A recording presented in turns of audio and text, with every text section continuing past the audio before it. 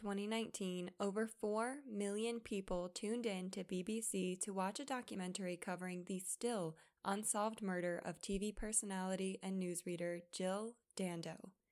The murder of Jill Dando is still one of Britain's most high-profile unsolved cases, notably because she was most well-known for her work on a show called Crime Watch.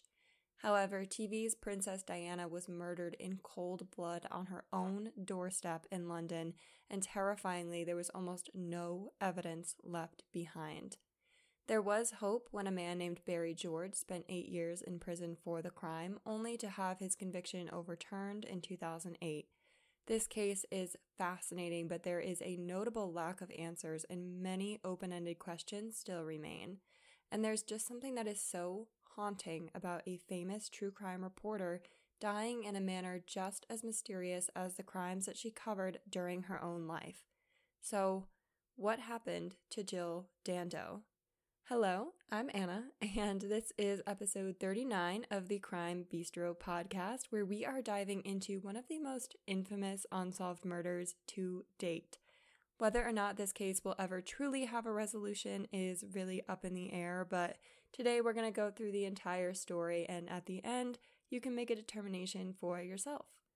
As always, this is a story that will require a healthy amount of caffeine, so with me today, I have a cold brew with almond milk, and if I were you, I would go ahead and grab a coffee, caffeinated beverage, or your emotional support water bottle, because this is the terrifying case of Jill Dando.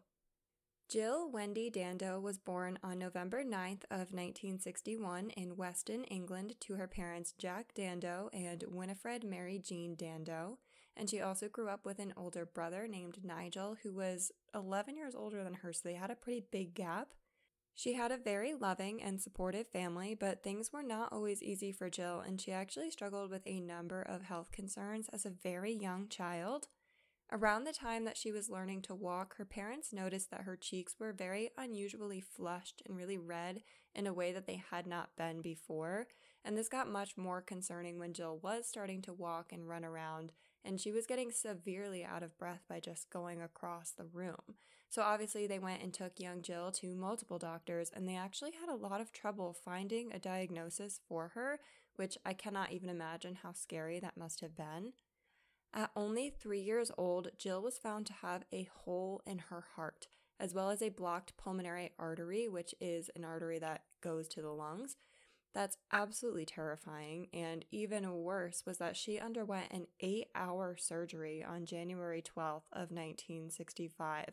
What makes that even more terrifying is that this was 1965, and extremely intensive heart surgery like this, especially on such a young child, was still pretty experimental.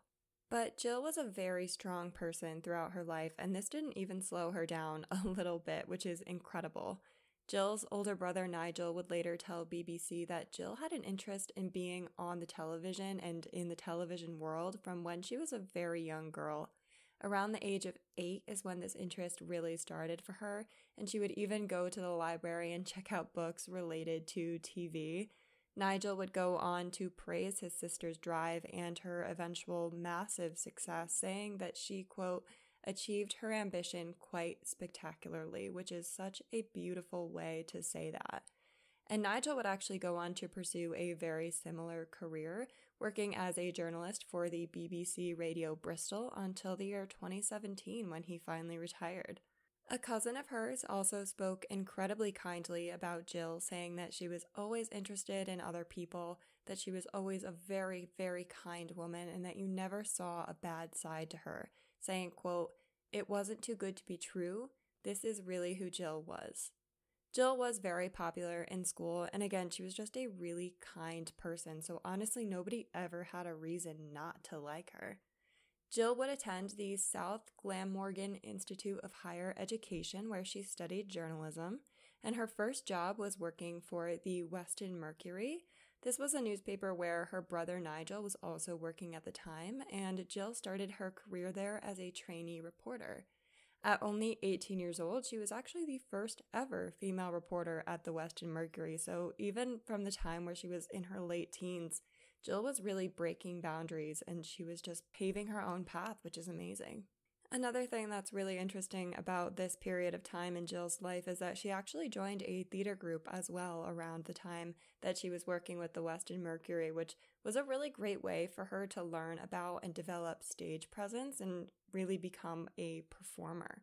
And her career would really only be on an incredible upwards trajectory from her time at the Weston Mercury.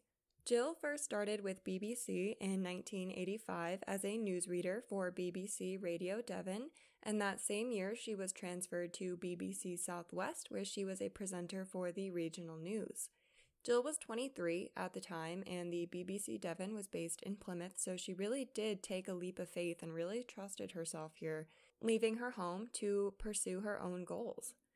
In 1986, she would make her first TV appearance rather than just radio, which was also a major milestone in her career.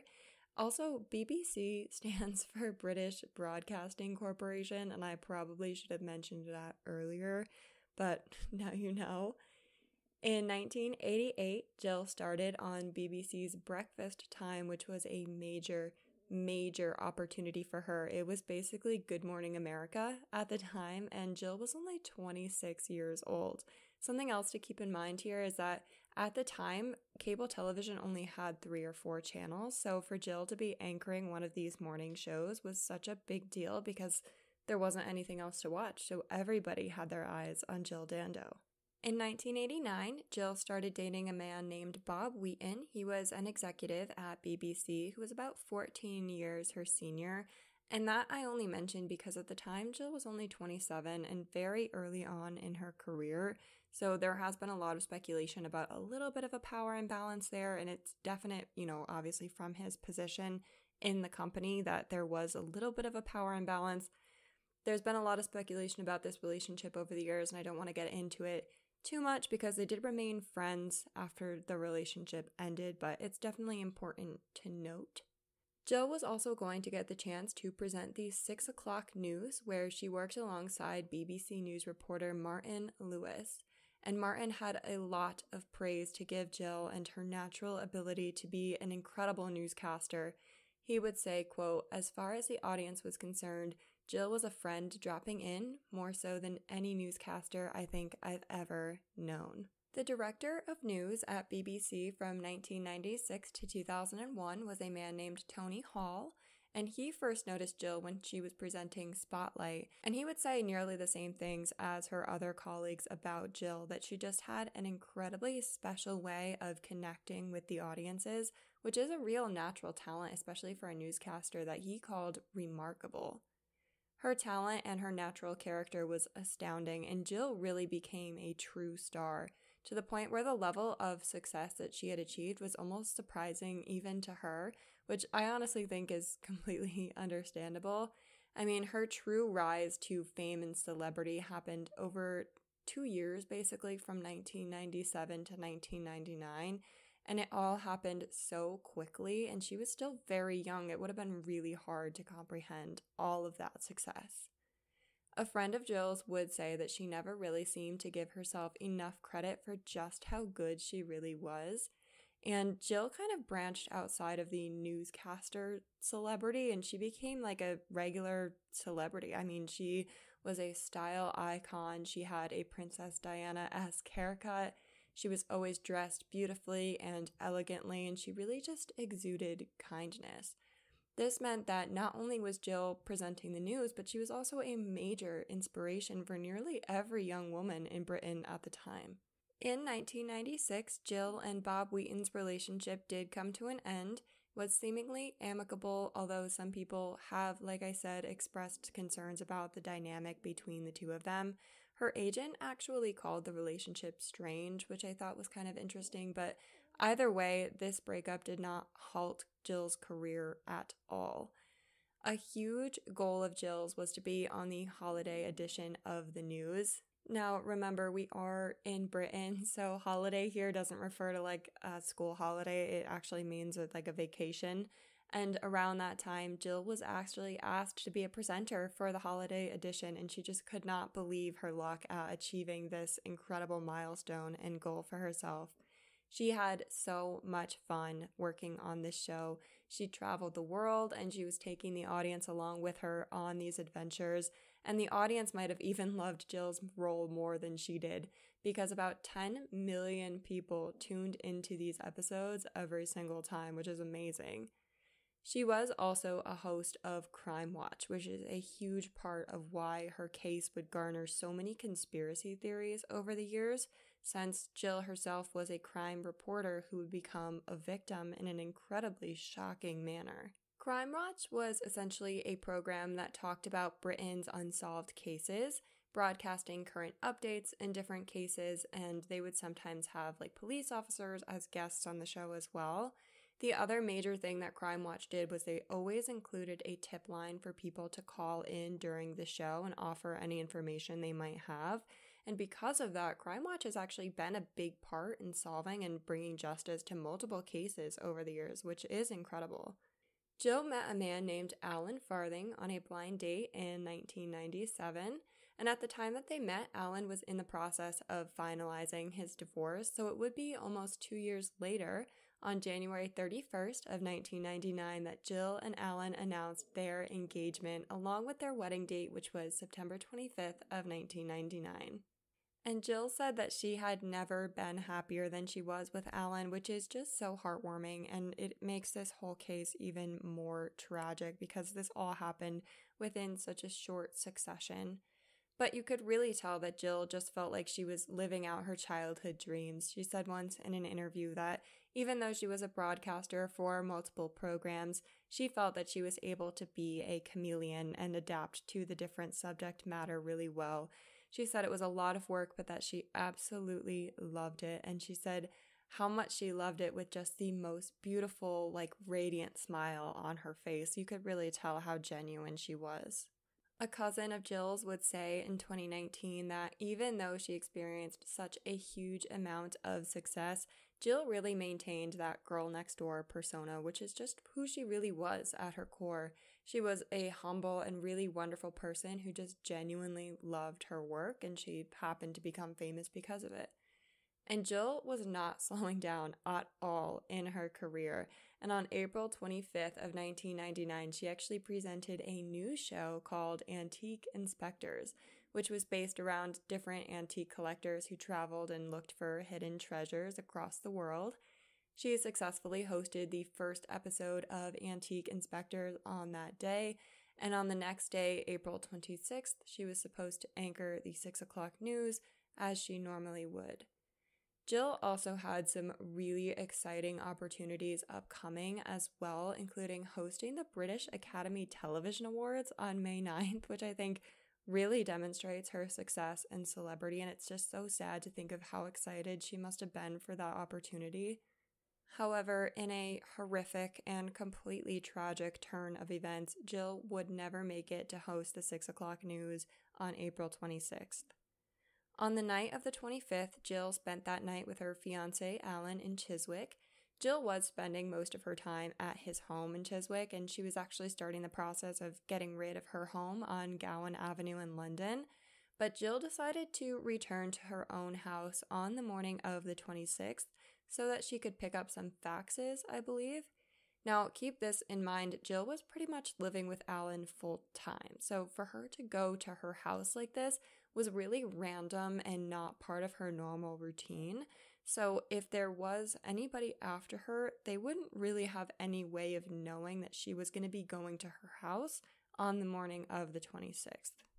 That being said, on April 26th of 1999, a neighbor of Jill's named Helen Doble was taking her usual walking route that day.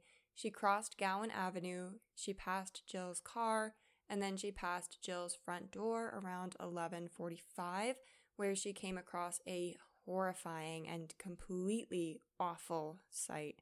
Jill Dando was lying on the ground in front of her home in a pool of blood.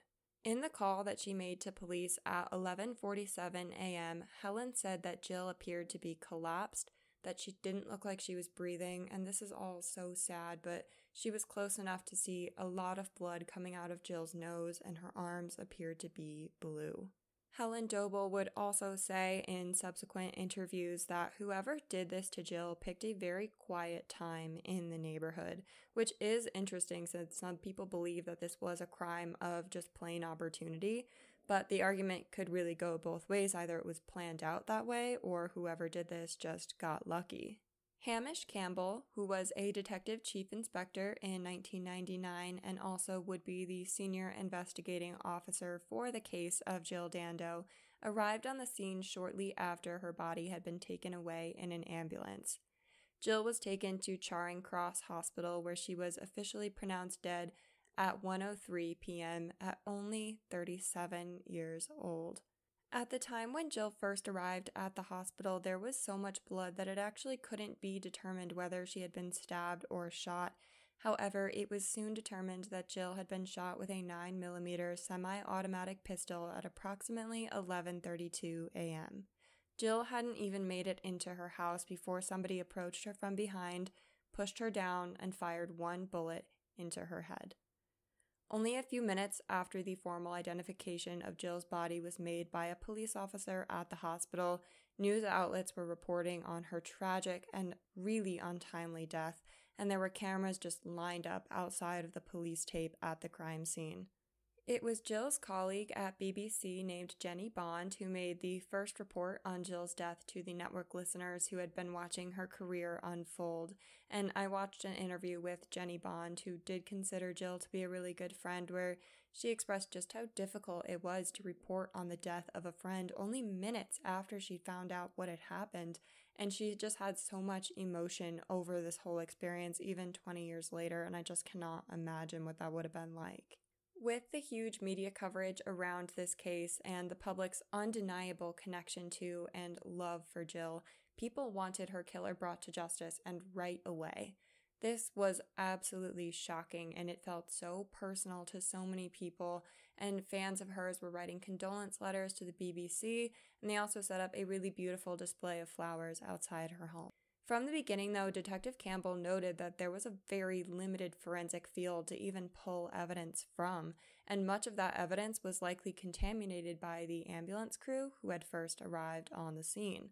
And that, of course, is terrible, but it's really hard to, point blame on anybody in that situation. Obviously they're paramedics and they didn't know that they were going to be contaminating the scene. They were just trying to do their jobs.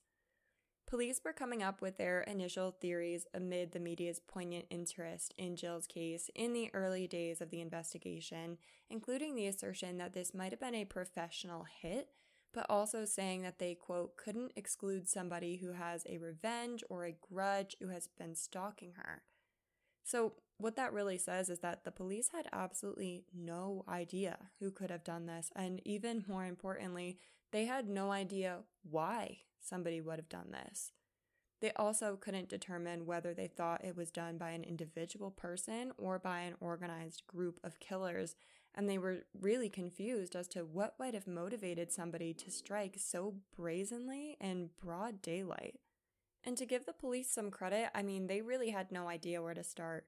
There were some signs to indicate that this was a professional hit and that Jill had been assassinated rather than murdered, including the fact that this person was at the exact right place at the exact right time.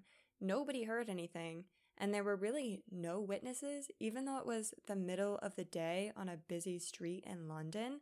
But the reality was that there just weren't any leads that could prove this was a professional hit or disprove that it was a professional hit. One of the first persons of interest was Bob Wheaton, Jill's ex-boyfriend at BBC, since he was still a regular presence in her life and they did still work together. But police questioned him and they couldn't find any reasonable motive as to why he might have done it, so he was cleared pretty quickly.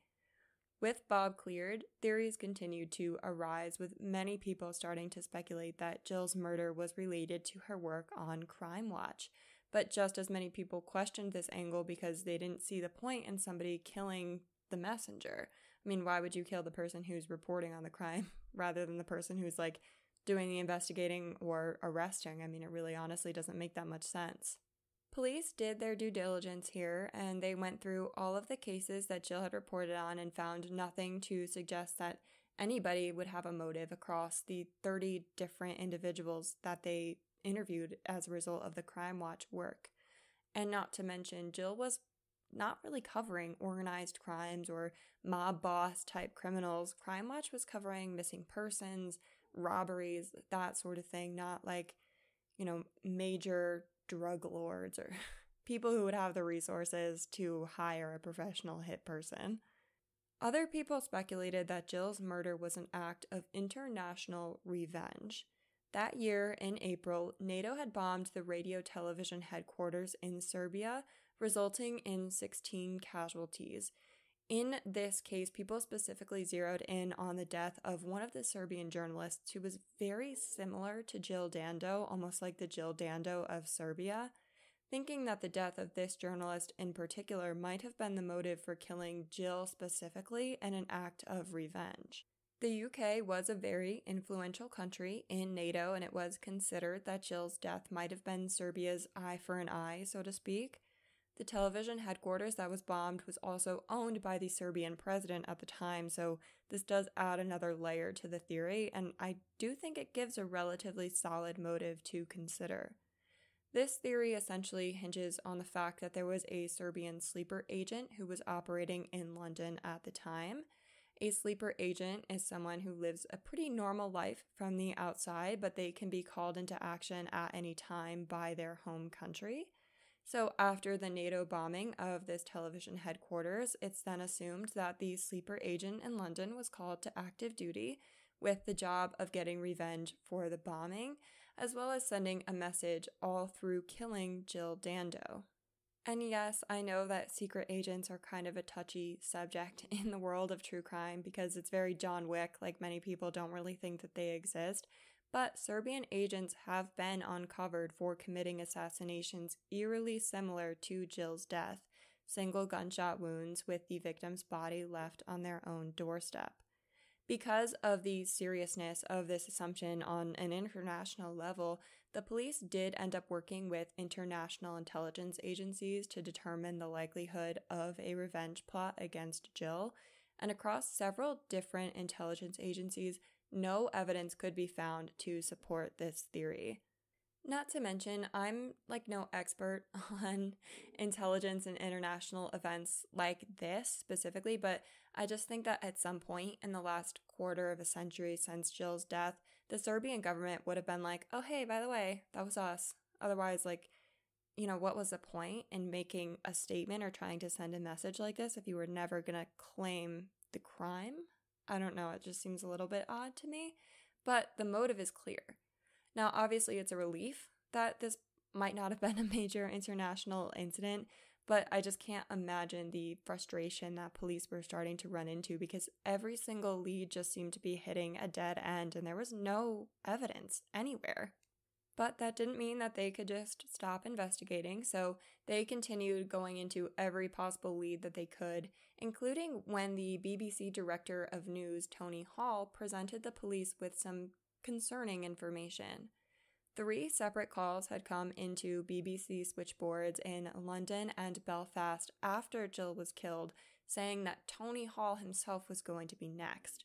Now, the validity of these threats was kind of up in the air, and Tony Hall himself was not worried about it, but police did look into these calls on the off chance that someone was planning attacks against the main employees or the higher-ups at the BBC, and that Jill had been first on the list, and other people were going to be next.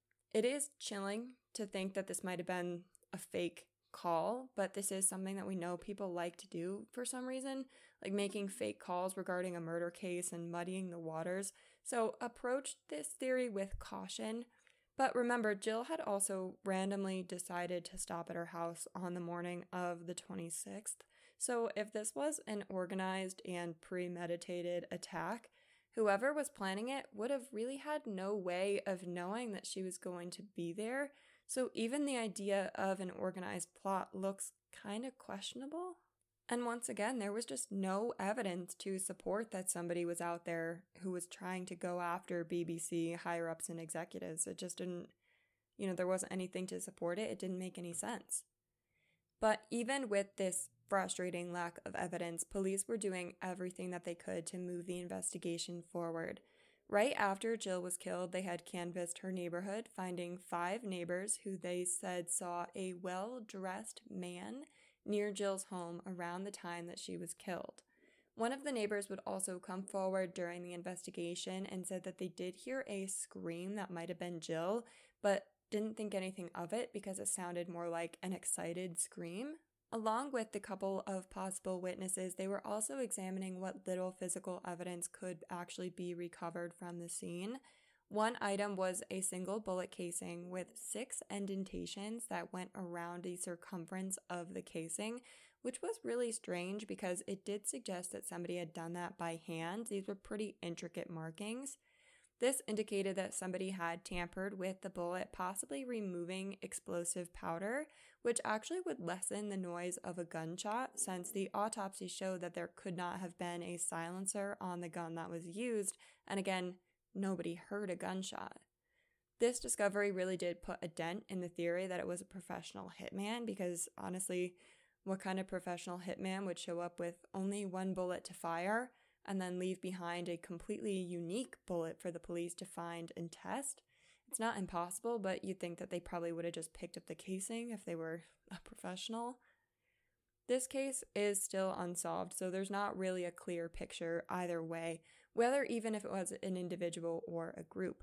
But the unique marking on the bullet and the fact that there was only a single bullet did suggest to the police that this was more than likely just one person.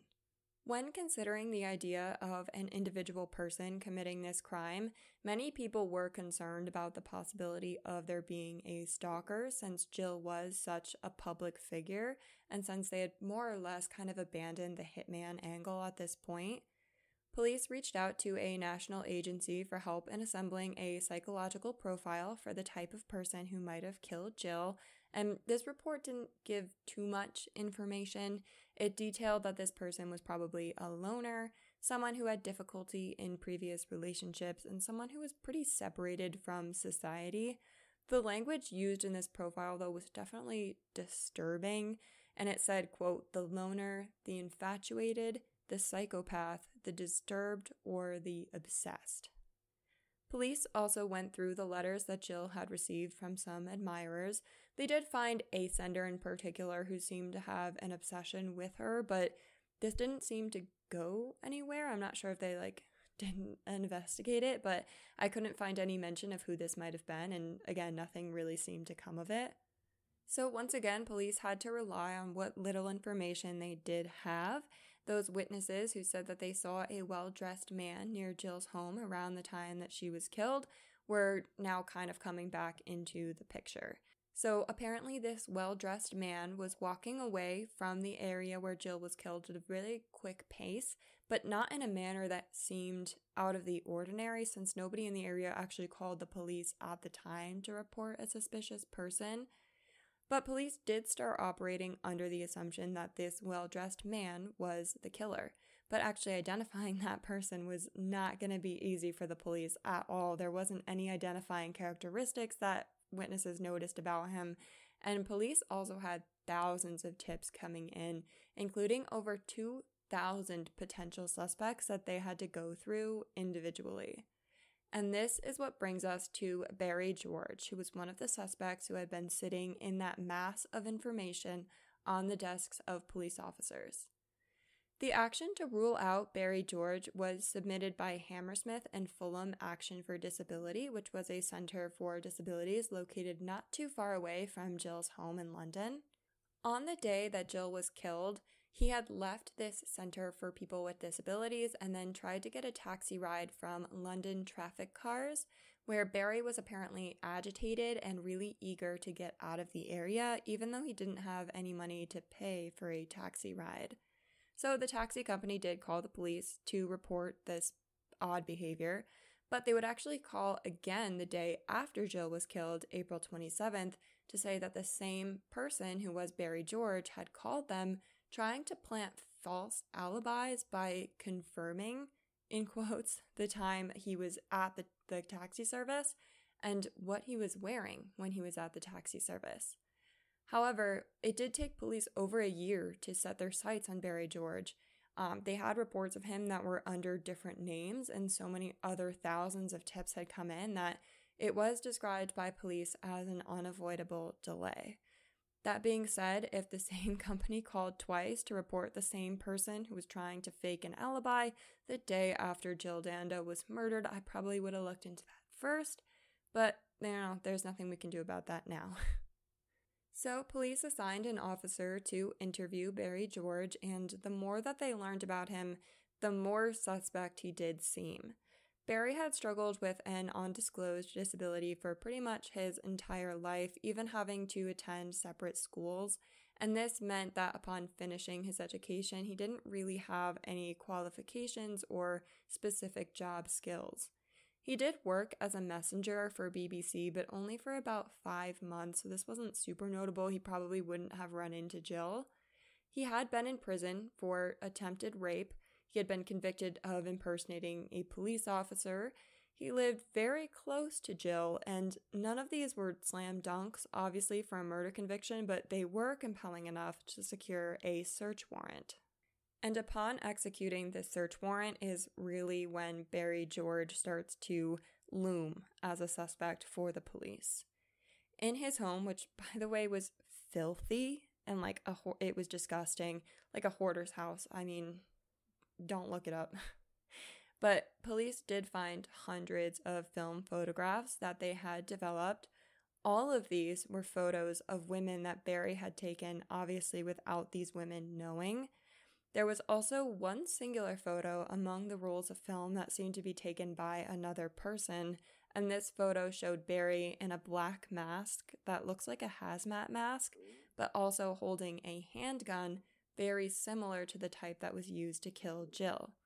He did have a lot of other concerning things in his home as well. He had notes where he had written license plate numbers down, as well as some of the names and addresses of women in the area, but perhaps the most chilling was news clippings of Jill Dando herself.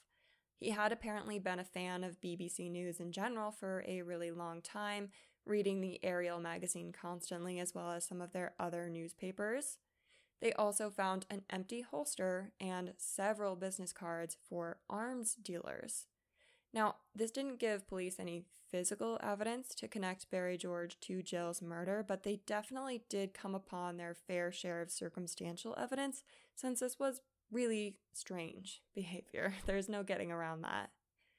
If you'll remember, witnesses described seeing that well-dressed man walking away from the neighborhood on the day that Jill was murdered, so police did actually collect a suit coat from Barry George's home, a dark 3/4 length coat that was sent out for forensic testing.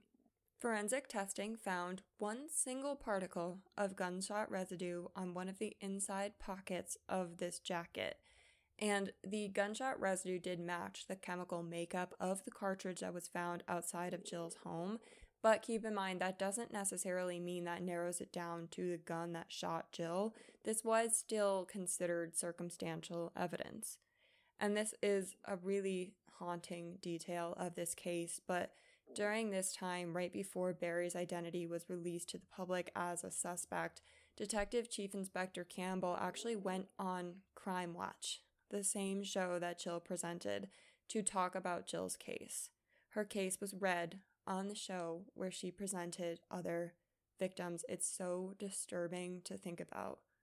So everything that had been going on in the investigation really came to a head on May 25th of the year 2000 when Barry George was arrested on suspicion of Jill's murder and brought to the Central London Police Station.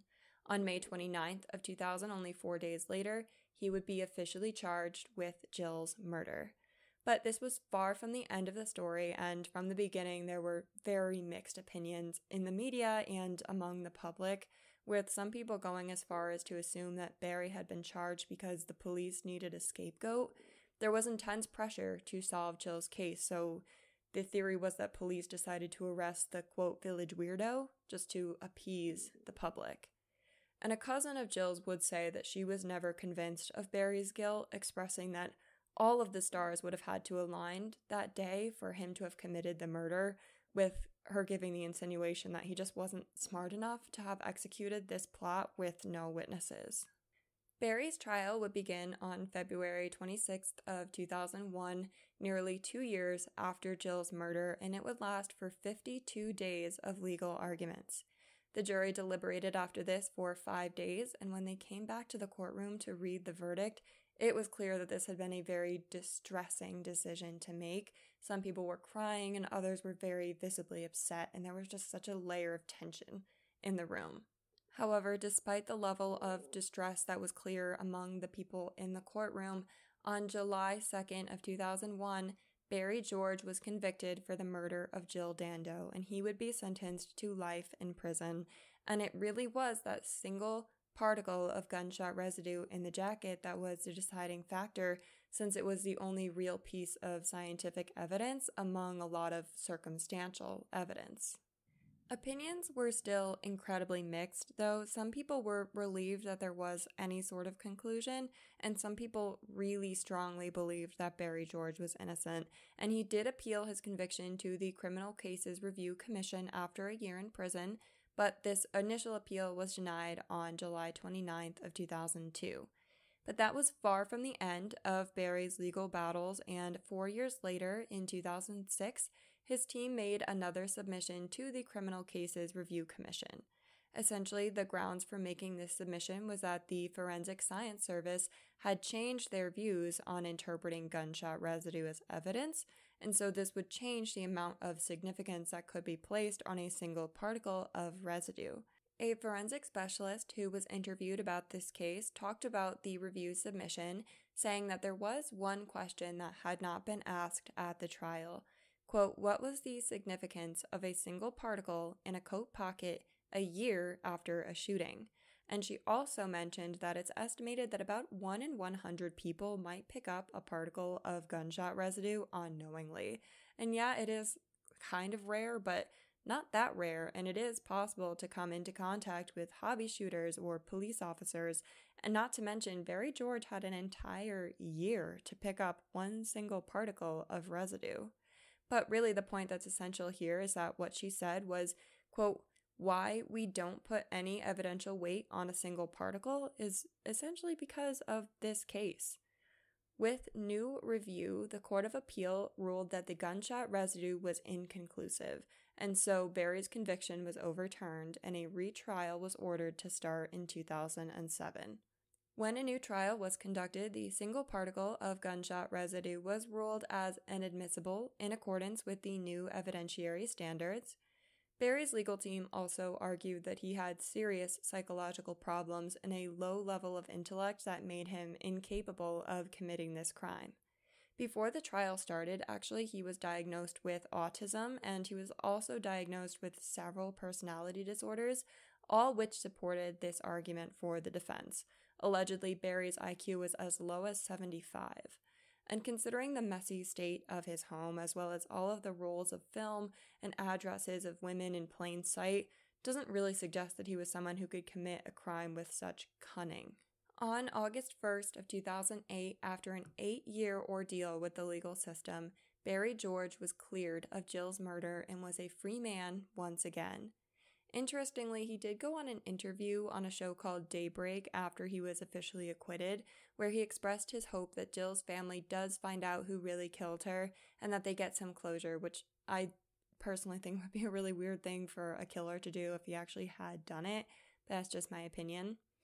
And really, 2008 was the last time that there was any significant movement in Jill's case, with the lead investigator Hamish Campbell believing that there probably won't be another person tried in court for her murder. No one has even emerged as another potential suspect since then, though of course the theories and conspiracies have only continued to run rampant in association with her case. Jill Dando herself was laid to rest on May 21st of 1999 after her funeral in Clarence Park Baptist Church, and she is buried right next to her mother. Someone with such an incredibly friendly and kind aura like Jill deserves to be remembered for the uplifting, inspiring, and hardworking young woman that she truly was. It's really touching to see just how many people have worked to preserve Jill's memory since her death, and it really shows the impact that Jill's infectious positivity had on so many people. I mean, she probably just brought smiles to the faces of so many during her career. Nick Ross, Jill's former co-host of Crime Watch, has since opened an academic institute in Jill's name, and alongside Jill's fiancé, Alan, they raised about $1.9 million to invest in this amazing project. And on April 26th of 2001, exactly 2 years after Jill's death, they opened the Jill Dando Institute of Security and Crime Science at the University College in London. On August 22nd of the same year, the BBC designed and opened a beautiful garden in Jill's honor in Grove Park, including flowers in all of Jill's favorite colors. And the BBC did such a good job honoring Jill, even establishing a bursary award in her name, gifting one student per year a scholarship to study broadcast journalism at University College Falmouth, which is just so fitting. Now, honestly, I have no idea how to wrap up this episode because I genuinely have absolutely no idea what could have happened to Jill Dando on the day that she was killed. If I had to pick a theory, I honestly think that the Serbian news connection is the theory with the strongest motive, at least since with that theory there's one specific event, the NATO bombing of the Serbian television headquarters, that can be isolated as a possible catalyst for Jill's death, and you can speculate that killing Jill was an act of revenge. The other thing about this theory that does make you think is that if Jill was killed by a sleeper agent from another country in the middle of London, in the middle of the day, the odds that the UK government would want the public to know about that happening are very, very low. Not even from an intelligence, confidentiality or even a conspiratory way of looking at it, but if the public knew that Jill Dando was killed by a foreign agent on her doorstep, that would cause nationwide panic, and usually nationwide panics don't end well for anyone. I really don't think that Barry George did it at all. It's really hard to imagine that the circumstances would have aligned so perfectly for a random person to kill Jill in a random act, since they ended up at her house at the exact time that she arrived and at the exact time that there would be no witnesses, but I genuinely just don't know. You could go around in circles for years trying to figure out what happened here, and that's what's so frustrating, yes, but also so haunting about this case. You can't rationalize any of the explanations because there's no real evidence to support any of the theories. It's just beyond bizarre. But all that being said, I would absolutely love to know what your opinion is if you've made it this far into the episode. Was Jill's death random? Was it an assassination? Was it related to her work on Crime Watch or to an obsessed stalker? Help me sort through these theories because the more research I do, honestly, the more confused I get. So again, if you've made it this far, please tell me what you think. Send an email through the website. You can comment on TikTok, Spotify, or YouTube because I'm so fascinated by this whole thing and this was a real rabbit hole to research. That being said, thank you so much for spending this time with me. I really hope that you enjoyed listening to this episode and that you learned something about the unsolved murder of TV's Princess Diana, Jill Dando. Again, thank you so much, and that is all I have for this week. So, this episode is coming to a close, and we will end it right here. As always, until next time.